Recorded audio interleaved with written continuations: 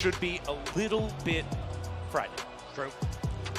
True. I mean, well, he did just lose the last game, so who knows? Maybe it's a different time. As we move into this, oh my God! Dada with the smackdown. Lucian banned away as well. You love having no horse in this race, don't you? He's not impressed at all. Hey, we've got 2 horses. He's smiling. So what? Yeah, I don't care. Look, you'll see it tomorrow. That's where I'm going to cry. All right. Well, Vi Wukong and the Maokai all banned away here by T1. They've identified that Peanut can be a little bit of a problem. Lucian and the Anian Nautilus going to be taken away here by Gen G as Cassante gets through, and T1 locks it down first. Double flex for T1 as well as Gen G. We'll see where it's going to be going towards the end of the draft. Yeah, I think Cassante is maybe the most busted champion that we have right now. Yes, obviously against T1 you're going to ban Lucian Nami, but I don't think that duo is as strong against anyone, because Cassante, he can frontline, he can solo kill, he can survive multi-man ganks, and somehow turn them into wins. So, great B1 pick does mean that we will see pace back on the Aphelios as opposed to the Jinx, and I feel like the Jinx has been a little bit more consistent, and I think the range advantage is a really big part of that. Yeah, especially if you're not able to get as many as the beefcakes in front of you. And I mean, Cassante already off to a good start, so it does feel like you're just going to end up trading this across. But bit of a change up here. Perhaps see if it is going to be the early game junglers that are coming through for Peanut, to see if they can have a bit more of that early game control. Oh, the Peanut Poppy to come out here, of course. Peanut has in the past played a fantastic Poppy, hasn't been playing it very much recently, as he was alluding to the fact that T1 likely to pick up an AP jungler. But Gumushi right now looking at the Xayah for that bottom side of the map. It looks like a movement away from the Jinx is happening here, as the Xayah will be locked in. I got to call back. I got to call back to the 5th game against KT Rolster that T1 played. Yeah. Because that was a 5th game that they were able to win, and it was off of the back of this duo in the bot lane. Gumayusi and Keria in a late game team fight. I think we've seen like 3 times already this tournament, because that was such a pivotal moment. Get that combo again, but what you give up for it? Ahri and Poppy for Peanut and Chovy. I don't know if that's worth it. That's a lot of comfort. That is a lot of comfort. As now, in the second round of bans, we'll see what Gen G are going to take away first here. Clock ticking, and it will be the Lissandra to deny that answer to the Ahri that did work out so very well in the last game. Thresh taken off the board as well. Blitzcrank could leave also, like we saw in the previous game. I'm wondering if we'll just get the Lulu ban coming through, though. Yeah. Just making sure that you can't have any sort of comfort there. It's even just a good matchup into their Khan. He goes in, you polymorph and make it all good. Sorry, that art is incredible. But yeah, I think the big one is just going to be a case of making sure the pace doesn't have that comfort, because as everyone has pointed out, a huge amount of this has been a case of these AD carries have been performing. How well can we try and stop that from occurring?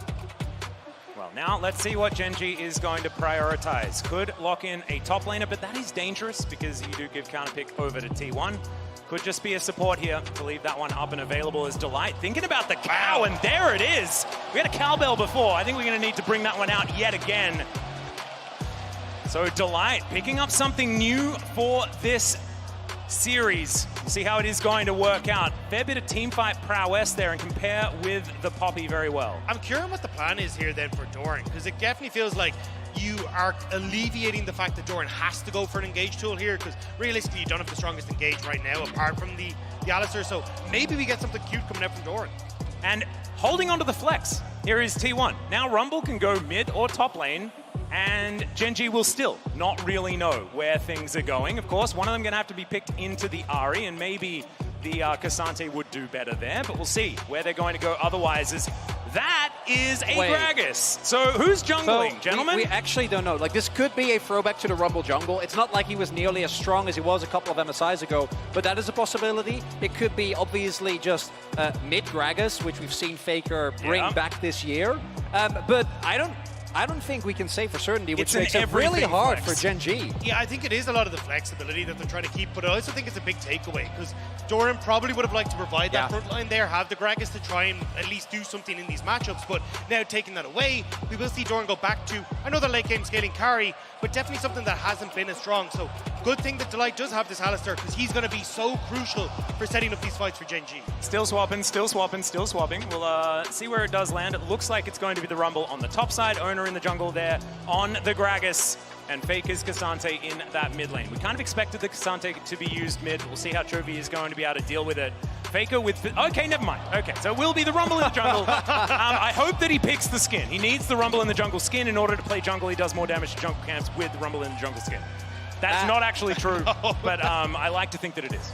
And I want to highlight as well that obviously you want to wait till the last possible second to give the least amount of time for Gen G to plan for this. When it comes to these drafts, T1's draft to me is a bit of a question mark if they can execute on it, but I think the power of Rakan, Gragas, and Cassante with 2 high damage carries is insane. And Doran on Gwen didn't look that good in game number 1. Now, Gen G have looked completely different in the other games, but is that enough? We'll have to find out as we hop onto the Rift here for game number 5, our first of MSI 2023. And it's between Gen G and T1, the rematch of the LCK Spring 2023 Grand Final. Oh man, see who's going to be able to stay alive in this upper bracket and who is going to fall to the lower, because after like a series like this, it's so much worse for the mental to then go into the lower bracket. You're so much more susceptible if a series goes this long and then you barely don't manage to pick up the win. And guys, last time we saw the Rumble in the jungle, it was Canyon in 2021 in the final of MSI. And it was a loss. Yeah, I remember that one. Oh, Remember the you remember who it was against, Dagda? I think it was an LPL team. Yeah, can you maybe say their name? Yeah, there was an LPL team that won a lot of MSIs, wasn't it? Yeah, was it RNG? Yeah. RNG, yeah. RNG, yeah. I think it's golden. Sorry, that joke goes way too far back. Never mind. Okay, so T1 setting up for the early game. No shenanigans to start this one off. We have to do that check after all of the Scions that we'd seen prior, but no Scion means no problem as far as this early game setup. So, Gen G moving on in, looks like a topside start for them. Just standing away from this ward for now, as Chovy will be able to get that one cleared. Doran going to help out with that. And that's quite big, because it means that there isn't actually any knowledge for T1 for certain where Peanut is going to go. The Poppy Peanut in particular is notorious for just flashing over Dragon Walls. Yeah. Very early on, did it all the time last summer. So him not being known, I think, is a really big win here for Gen G in the early game. And it's going to mean that T1, specifically the bot lane, I think, need to play it a little bit safer. And gentlemen, after we do get out of this pick and ban, moving into this game, who do we think has the edge as far as these drafts are concerned? Because it has been a really long time since we've seen the Rumble in the jungle, and T1 have taken some risks, I guess, with something that isn't necessarily as tried and tested. It's really hard for me to try and say right now, because I'm trying to like work through, I think something like a Gwen can actually do very well into a team fight against T1, right? Because Gumayusi, relatively short range for an AD carry. If you can actually snipe out Gumayusi with a lot of these ultimate procs from the Gwen, it can deal major damage and make these team fights very hard for Guma. But on the opposite side, I mean, Paze has so many things that he needs to try and deal with. The Equalizer, Carrier trying to jump onto him, Faker even potentially doing Zeus casts, and that's where it becomes very hard to really say. I think a huge amount of this is execution, and can Guma get into the deal the damage? At the same time, last game, Paze was a Jinx with effectively no peel besides just his teammates, right? There was no Kench, there was no Thresh, and he stayed alive against that composition. So I find it very hard as well, because what I love about the T1 comp is that this is a comp that effectively plays itself, right? You go in with Cassante, with Rakan, and with the Gragas, and then you blow up whoever is in front of you. And really, I think the only thing that you are really going to struggle with is Peanut with that Steadfast presence. But I actually really like the Alistar here, so I'm leading to the conclusion that I actually have no idea. As I'm arguing in circles, I like both compositions, and I think the first few skirmishes, getting, for example, this Rumble ahead, might make the complete outlook of the game completely different. But that's exactly where I want this Game 5 to be. I want to see how both these teams can go head-to-head on two excellent comps where you're going to have to see exactly, like, can you try and have major upsets with, like, Gumayusi flying in on feathers, flashing forward, killing off Paze maybe in the backline, or can Delight find those big knock-up combos in the backline as well? Like, so much of this game is going to come down to execution and skill expression. And when you're in a Game 5 against two of the best teams the LCK has produced, that's exactly where I want this game to be. Well, we'll just have to see where the first point of contention is going to be. Right now, just laning, okay, Delight. Gonna try and find himself a knockup. Does have to flash to get out of the way of the grand entrance there as T1 getting frisky. Owner now moving down towards this bottom side, and with no flash on the Alistar, could be dangerous. They did have a ward, so they are able to back themselves away. Well, I was just about to say, it would be very LCK for now nothing to happen for like 15 minutes. Yeah. It was waiting for a fight to break out, but fortunately, Keria able to force a flash there of Delight. Really has to respect, right, the fact that Gumayushi, if he gets the Fatal Recall, can take him down. Post 6, Light not really going to be worried about that anymore, as he will have his ultimate available. But for now, really need to respect, and I do agree with you, Dagda. I think the bot lane matchup, getting someone ahead there, has been a really big part of whichever team is at least able to get a lead and take control of the map in the series. Nice response to the charm there from Faker, but still going to lose out on this trade in this mid lane. And the thing I want to talk about is the top lane, because we've been talking a lot about the Gragas of Doran all series long.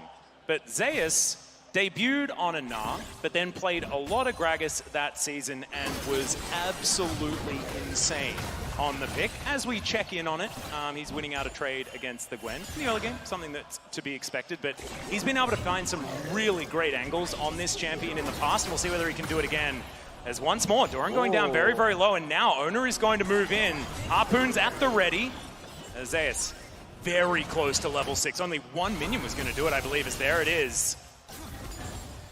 I mean, that top jungle 2v2 rather is really, really threatening, because Owner, if he hits his spears, especially after the buffs, you're going to get blown up in seconds, right? And particularly if you're Gwen, you rely so much on your Shroud to avoid damage. Neither Rumble nor Gragas is going to particularly care about that. Also looks like, as expected, Zeus is going to go for the AP Gragas build, so a lot of damage coming in from the top side. Yeah, especially since you are so AP focused, like the 24% magic resist that can come through at level 1 if you hit both spears is absolutely absurd. But nothing going to happen here, as both teams are back away. Faker will spot out Peanut, but he's just going to make sure that he can secure the crab here for Owner. Chovy in the vicinity, but I really don't think GEN G can do much here.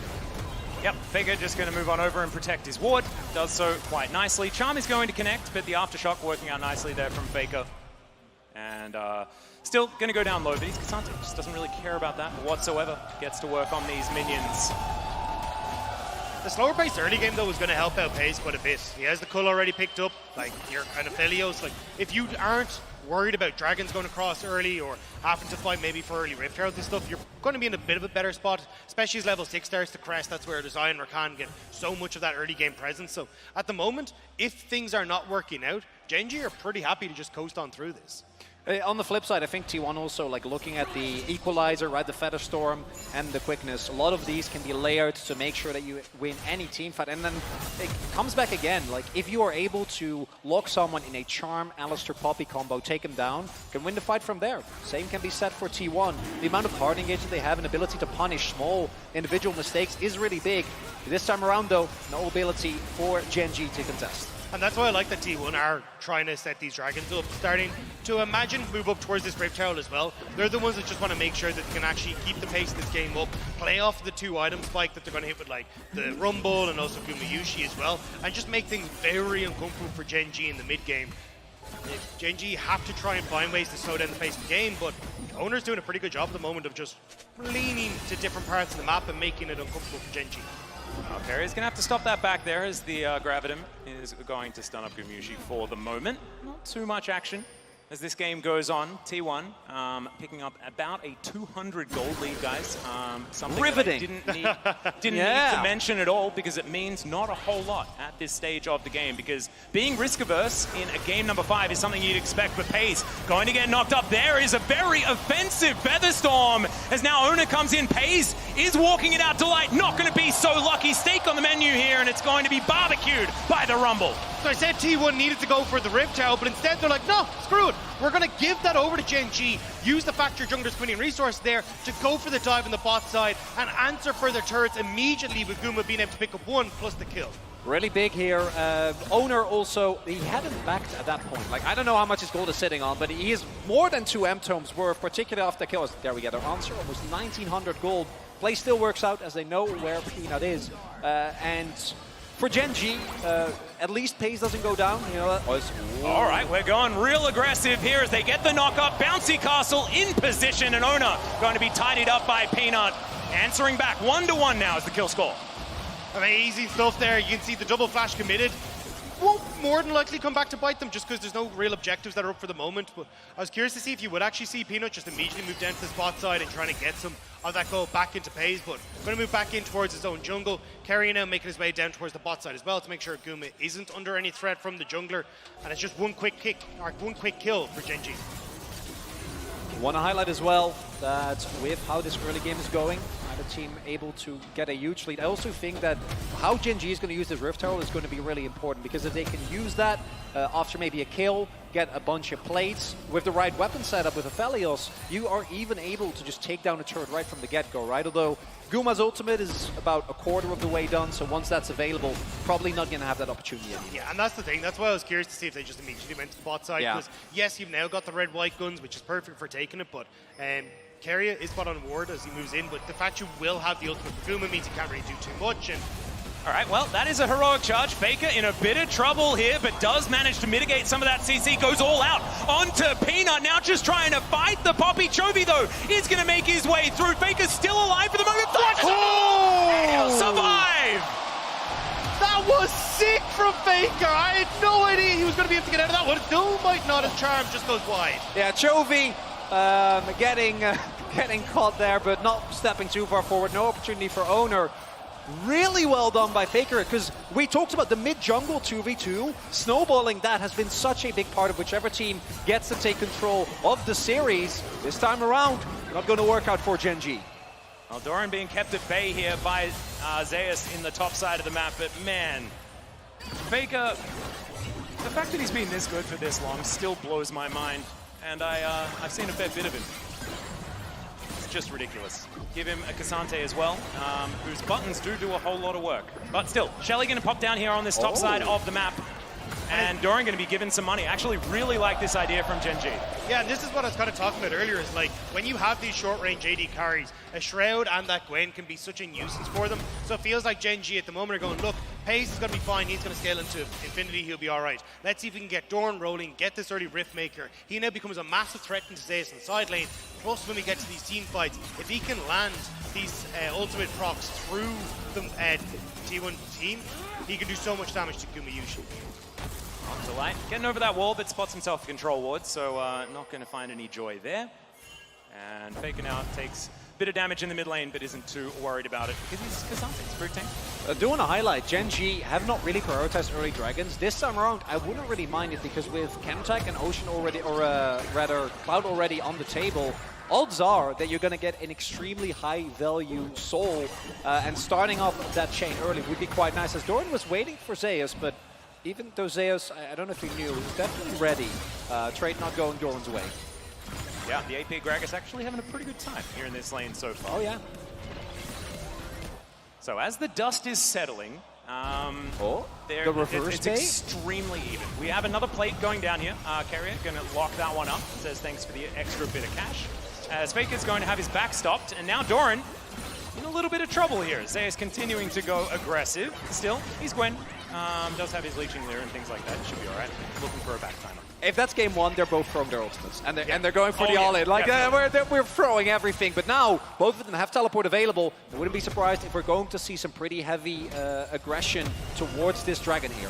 I think that's the big one, is having those up and available for the dragon fight is going to be so crucial. Faker trying to make sure you can get this wave pushed in. Will trade some of his health bar for it. Joby not quite able to get the Everfrost, but you'll see in River already Gumayushi and Keria taking position. Owner going to be coming across in a second. And if T1 can control vision here, you setting up for Keria with the big ult onto Owner. That's where you can find success here for T1. Without Peanut there, though, it looks like Gen G's like, hey, we don't really need to go for this. Still on the top side of the map, looking for a back right now. And looks like they don't want to take the risk of trying to fight for the Drake early here. I was about to say, I'm curious to see what Chovy does, because you can push in mid, which he's just done, and lean to the top side, potentially look for a dive at Peanut, but Peanut gone for the reset as well. Looks like Gen G don't want to cross map at all. They're just going to say, look, we're going to take this slow, make sure that we're trying to match in case they immediately try to move into bot or mid, and not let Pays fall behind in this, well, further behind. Ocean Soul is going to happen, so Mal, we get one of yours. Nice. So triple Dagda, an Orcs, and a Chronicler. Yeah. Love to see it. I miss out. No Atlas yet, Yeah, but a bit sad. you have plenty. There has been a Cloud Drake in every game, and I'll take that, you know? So we've had 5. So 5 have gone down, so that's more than, you know, a regular game. Yeah. So I think it's I'll nice. take that. I think it's neat. Riftmaker done for Doran here. That's a really, really big spike for the Gwen. And if we look at how some of these champions use, right, the Ocean Soul, Gwen to me is the main one. She already feels extremely unfair once she builds up enough AP. The amount of sustain that she gets from her needles and her Q is kind of insane. And let me tell you, if you add an Ocean Soul on top of that, that top lane 1v1 is not going to be sustainable anymore. Feels like it sounds like it started raining in here. And I actually kind of love that because we've got an Ocean Soul. Thank you so much, London, for that one. As now Atmospheric. That's the Shirley being started here, down to 4,000 health as Gen G are looking for the team fight. Good knock up onto Carrier, but he gets himself out. Phenomenal equalizer, right in the right position. Carrier has to get out of there, though. He's very, very low. The feathers get pulled back, but no joy is almost there from Doran, and it's going to be Chovy that finishes that one off. Collects another kill, doesn't get the charm, as T1 now just trying to get themselves to safety.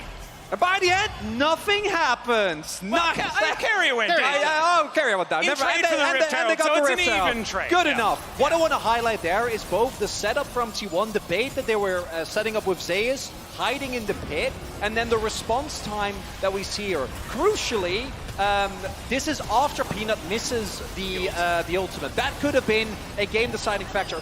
Draw your attention to the flash that's about to come out here.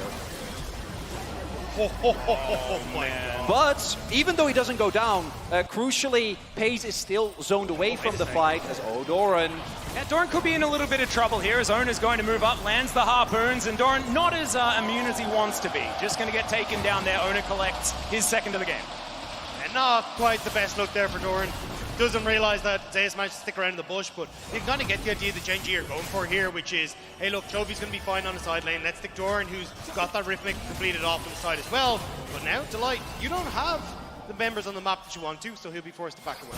Yep, just going to clop his way out of there. Is now Faker in a little bit of trouble. Peanut trying to keep him in position. Goes all out. We've seen this one before. We'll see whether Faker can once again survive it as Chovy is looking to say no. As he gets over the wall, the charm still connects. And Chovy's going to collect it with the Foxfire. Just about able to finish that one off. Faker, not surprised to see Peanut rock up, but now Rift out on the mid will get one charge. The classic Faker. It's Faker for turret. That's a lot invested though, and they're going to get a first break and a subsequent charge. Yeah, there is the ultimate to come through from Peanut as they flash away. Gumayushi making sure that he keeps himself safe, but won't have that summoner spell for the next engage. It didn't want to end up getting caught by Delight. I wasn't sure if Delight was going to invest it, but you see it here as Chronicler was saying, a huge amount invested. Yeah, because even though they are able, this is one of the reasons why Cassandra is so highly prioritized. Even though they do end up getting him, look at how much time he wastes, right? And not just time, Chovy is forced to invest his flash just to make sure that they actually get the kill, and because of all the ultimates, all the time, all the cooldowns invested, T1 then gets the mid lane play. We do see Gen G trade back a little bit. If they could have actually started the fight, would have been amazing, but they only get Guma's flash, which, while good, it is Xayah, so there is a lot of innate safety nonetheless.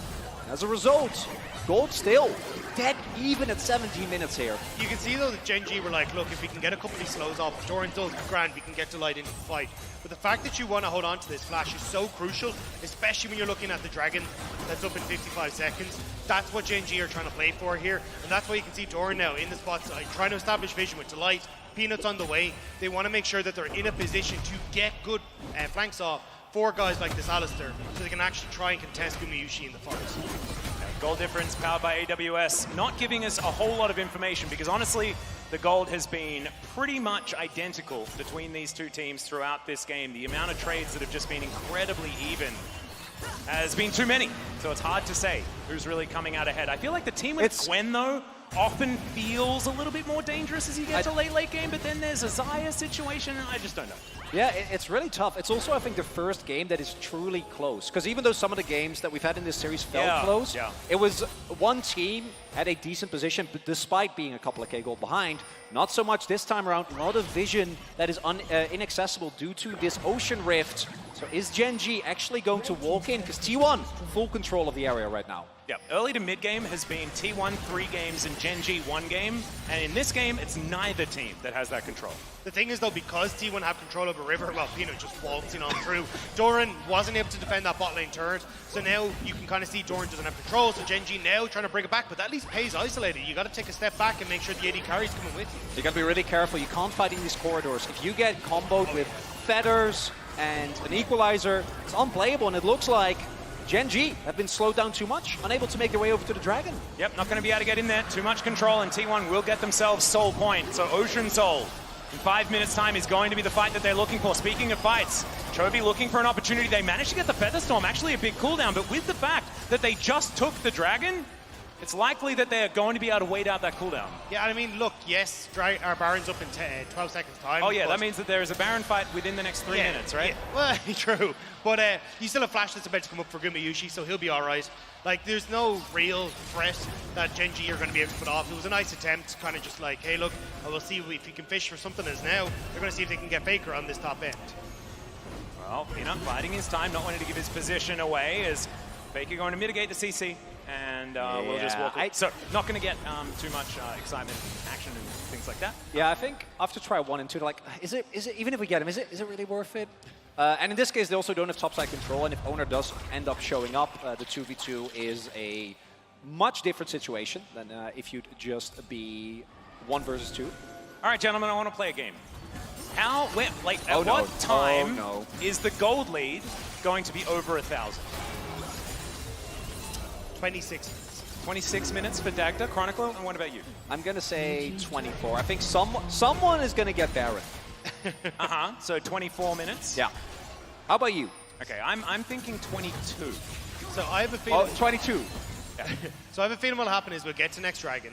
Gen G are like, okay, do we really care about Ocean Soul? Not particularly. Let's just try and bait Baron, which means that then one person on T1 gets Dragon, and then we just have this Baron dance indefinitely until Boulder. Why does I'm he going to have be wrong in 45 seconds. Why does he have a reason?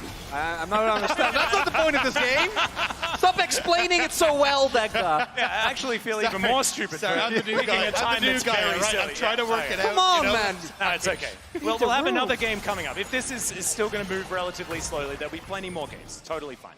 Hang on, 30 seconds away from being wrong. As Peanut. Keep that counter going. Yeah, got to make sure we stay on top of it. Carrier gets back to base just fine. And okay, so what are we at? About 500. Yeah, it's not naturally gonna. It's not just gonna happen. No, I've got There's something 12 needs seconds. to go. 12 seconds. Chovy, can you get a kill in 12 seconds? Well, if not, if you miss all your abilities. Okay, there we go. And is going to move back and pick up the minion wave as Gen G just getting control around the Baron Pit. Understandable into T1. Against other teams at around 20 minutes into the game, maybe you wouldn't necessarily need to invest this much vision around this area, but against T1, you definitely have to.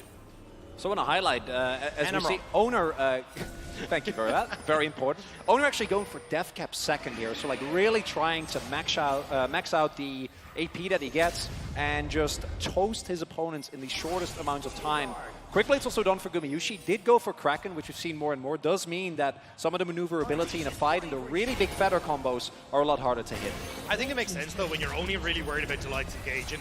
It's relatively easy to get a Featherstorm or something, so I definitely like the trade-in. The only thing I'm worried about is that, like, the longer this kind of stalemate continues, we do end up Doran getting to super late game. We'll have the Infinity Edge completed, and I feel like this is, as soon as this Rabadon's deck cap is completed for T1, that's the moment where they're strongest, and that's when they really need to kick it up a gear. It should pair nicely with when the Dragon's up, but as I said, I'd be very surprised if Gen G actually try to commit to anything at that stage. All right, well, I mean, taking that inner turret meant that T1 brought it all the way back to Dead Eater. So we are still waiting for someone to make that play that gets some sort of advantage in this game, and right now, it is just so much posturing. I kind of, it works on so many levels. It works in the context of this series, right? Yeah. Because it has been brought to a 5th game. Also happens, in spite of how much more proactively LCK has gotten, sometimes we fall back into some old habits, like 5 kills in a 23.5-minute game. Surely but not when, Gen G, though. When Gen it G breaks out, slow. when the action starts, I don't think we're going to get any rest. So I think we should collectively enjoy take a sigh, the moment take a of breath. peace and tranquility. He says to the guy who's doing the LPL, peace and tranquility. So much of that over there. Just shaking in the corner like, what's happening? Look, I'm a changed man. I'm now LEC, you know? Yeah, no, exactly. But that was quite recent. My LPL is kind of worn off now after about 6 years. Took a while. How long did it take? I was going to say, like, how long did it take? Yeah, 3 years. To stop just expecting a massive team fight at every moment. Speaking of which, we do have a dragon coming up. This is, of course, Ocean Soul for T1 if they can lock that one down. Gen G desperate to deny that one. Look as well, all cooldowns are up. Flashes across the board. You don't say. Ghost available. As T1 looking for the trade. We're just going to trade it. Gen G, of course, denying Soul, fantastic. But getting one Ocean Drake, not going to mean that much. This is the power of Soul Point. As T1 has started this one off, they can back away from it at a moment's notice. At Faker, diving forward, doesn't find Chovy there. Everfrost is good. Equalizer, even better. But Doran, he's immune, guys. And now T1 will back away. Let's count how many are dead. None. And nothing really burned apart from the ultimates, but now T1 still trying to push forward, trying to make sure they can get control over mid lane, so it's very hard for Gen G to move across. Delight gets the flash headbutt. They find the backline as Gumayushi already has used the Featherstorm. Doran down incredibly low. Stays alive for so long, but it's not going to be enough. Another couple of kills to come through for the Rumble, and T1 come alive at 25 minutes. And it starts off with the engage, but it is not enough. Guma stays alive nonetheless. Pays is swept out of the team fight by Faker, and without that damage, T1 is gonna break open the base. And it was so even for so long, and now T1 are just crushing through the base of Gen G. What can one cow do? He needs to buy 10 seconds of time, but it's not going to happen. And at 26 minutes, almost on the dot, T1 will take the Nexus and win a Game 5 for the first time in so long, and they will remain in the upper bracket here at MSI. Game 5s in International Series have been a curse for this T1 roster for such a long time, and